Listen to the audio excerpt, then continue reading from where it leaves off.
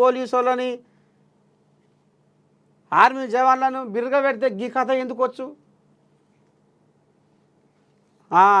ఏదో అతరబుత్తర వ్యవహారం చేసావు కాబట్టి కథ కమ్మింది, వాళ్ళు జ్వరపడ్డరు, కథం పట్టించారు. ఇక ఇప్పుడు నేను అది చేస్తా, ఇది చేస్తా, రక్తం మరుగుతుంది, ఇది అవుతుంది, అది అవుతుంది, ఆ కుటుంబాన్ని ఆదుకుంటా అంటే ఏం ఆదుకుంటావు? నువ్వు పశువు పరకో ఇస్తావు, పానాన్ని తీసుకొస్తావా?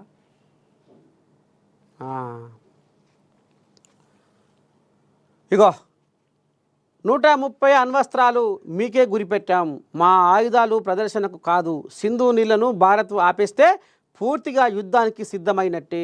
పాక్ మంత్రి అబ్బాసీ వ్యాఖ్యలు. పాక్కు అండగా ఉంటాం చైనా. ఇప్పుడు మందబీరు చూసుకునే కదా కుక్క మొరిగేది. కుక్క ఎందుకు మరుగుతుంది? కుక్క ఎందుకు మరుగుతుంది అంటున్నా? మందబీరు చూసుకొనే కుక్క మరుగుతుంది. ఇప్పుడు అందుకనే ఇక్కడ వీళ్ళు మొరిగేది ఎందుకు?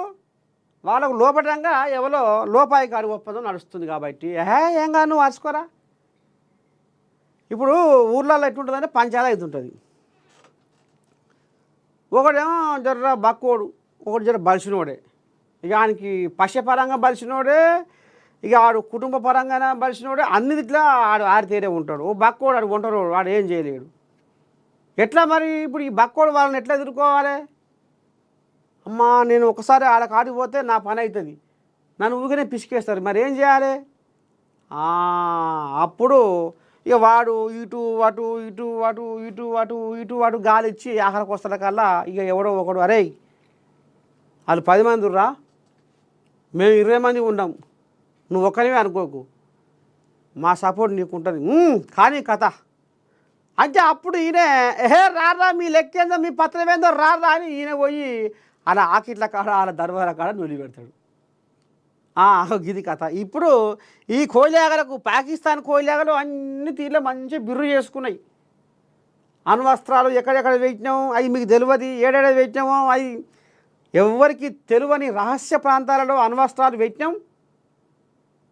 అన్ని తీర్లే మేము సిద్ధంగా ఉన్నాం, ఎంతవరకైనా పురస్తే అనేది ఆ మాట వాళ్ళకి ఎందుకు వస్తుందంటే పక్కపొంటి ఉన్న వాళ్ళు వాళ్ళకు మంచిగా మరి చైనా వాడ రష్యా వాడ ఎవడో మొత్తానికి వాళ్ళకు సాబ్దారి ఇస్తుర్రు. నువ్వు కుర్రా ఇండియాని ఎంతవరకైనా పురస్తే మేము ఉన్నాం మీ పక్కపొంటి అన్నట్టుగా. అందుకనే వాళ్ళు శాప కింద నీరు లెక్క వాళ్ళు వచ్చి ఇక్కడ ఇది చేస్తే ఈయన ఏది ఎక్కర్లేదు. ఏమని అంటే బయట దేశాలు, ఏమని అంటే ఉచిత పథకాలు, ఎలక్షన్ల జాతర, ఇదే కథ.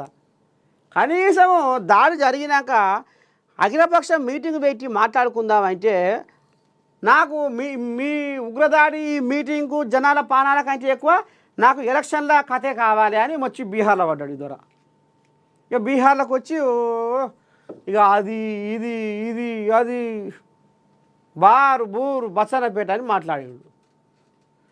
గిసవంటి కథలు నడుస్తున్నాయి. ఇక మరి ఇంటి దొంగ ఏమంటారు చూడు, ఇంటి ఈగతో కొడితే బయట తోకతో కొట్టినట్టు ఇంటి ఆయన గట్టి ఆయన అయితే గాయానికి వచ్చు వీడికి. ఈయన లూజు వ్యవహారం చేసే వరకైనా ఎదుట సంద అయింది. పంచాయతీ పాడై.